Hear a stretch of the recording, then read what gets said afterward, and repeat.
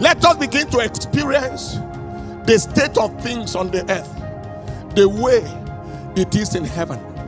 Let us pass through heaven to end in heaven.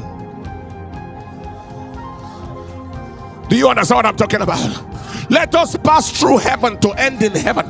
Let us experience some heaven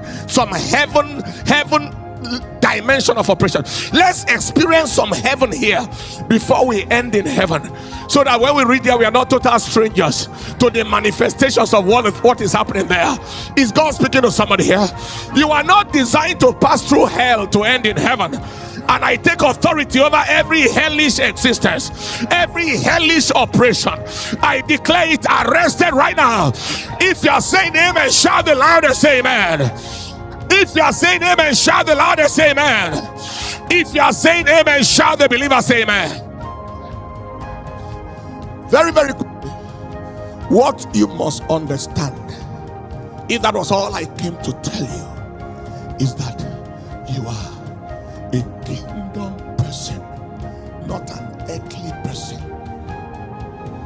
You are a person of a kingdom who is on an assignment in another kingdom. It is like the ambassador of America in Nigeria. He is in Nigeria, but Nigeria. He is in Nigeria, but not of Nigeria. By the time you step into his house in the via wherever they live here, or you step into their house in Abuja in Maitama, by the time you cross the gate, even though you are in Nigeria, you have entered America. You have stepped into another country. The conditions of America apply within that embassy. Am I communicating at all? When they want to pay him, they don't pay him in naira, they pay him in his currency, because even though he is in Nigeria, he is not of Nigeria. The laws of his kingdom apply to him here. That is how we are. Even though we are on the earth, we are not of the earth. We are not permitted to be limited by the laws of this earth. We are not permitted to be restricted and restrained.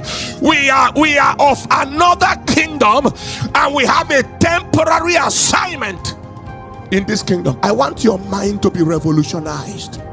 I want there to be a radicalization of your mentality, so you begin to function differently. Anybody who has the same mother and father with you, who is not of your kingdom, is not a part of your experience. Am I not all? One day I told God's servant Papa Oyedepo, I said, the place where I come from, there are not many people who go very far ministerially. Some are cut short before their time in premature death, and all manner of those kind of things. And I said, pray for me, sir. I do not want that kind of experience. And he told me, he said, you are not from there. You are not from there. You don't belong there. You didn't come from there. That place was only a port of arrival. You don't belong to the airport where you arrived. Hey! Hey! Hey! Will you stand up on your feet and help me tell 5 people you are not from here? You are not from here. You are not from here. You are not from here. You are not from Nigeria. You are not from Lagos. You are not from Osun State. You are not from Ogun State. You are not from here. You were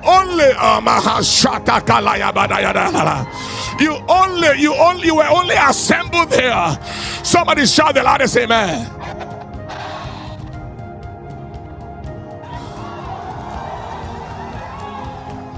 You were packaged in heaven, deployed from eternity, arrived through the vehicle of your parents to the port of your entry. That was your arrival port. Your village was your arrival port. Your nation was your arrival station. Your origin is different. And by the time you are through from the arrival portion and you finish your assignment, you return back to where you came from. John Wesley said, I am a spirit come from heaven, come from God and returning back to God. You see, I'm just passing through time, and after a short while I return back to where I came from. Are you hearing what I'm saying here?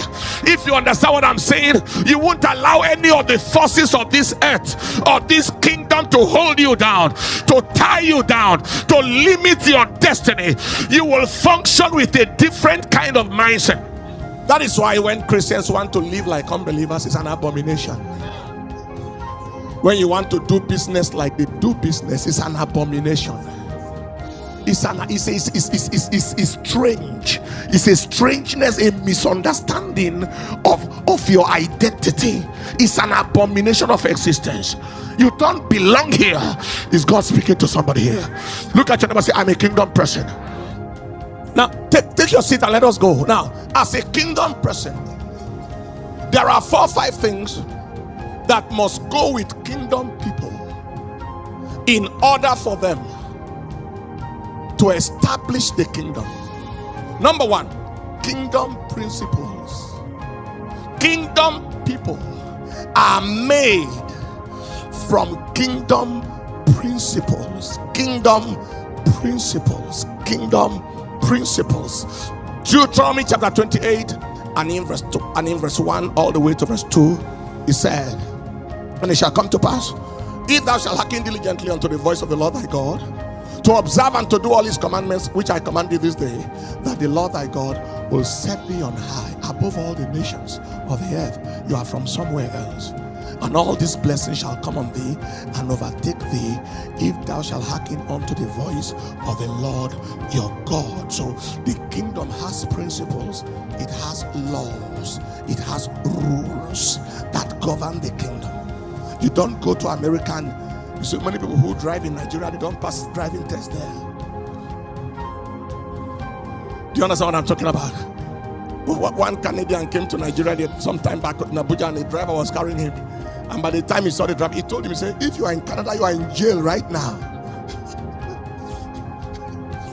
You are in jail since. Do you understand what I'm talking about? There are laws that govern the kingdom. There are kingdoms that are lawless kingdoms. In some of our African countries, they are practically lawless. But this kingdom is a kingdom of rules, a kingdom of principles.